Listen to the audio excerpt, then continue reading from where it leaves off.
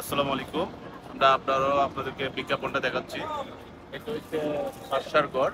উনি যখনই আসে কাবাগরে তখন এসে এটাতে উনি উঠে।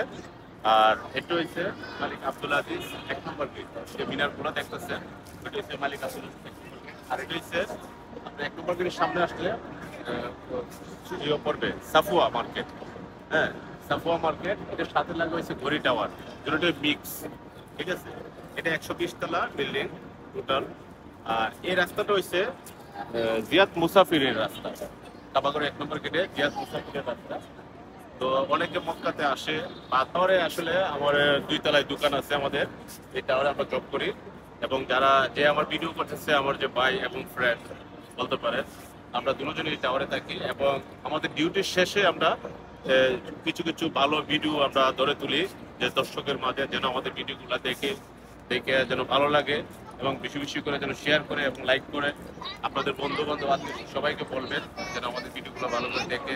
শুধু ভালো লাগে আপনাদের কাছে যে কাবাগরের ভিডিও আমরা আরো ধরে তুলবো ইনশাল্লাহ।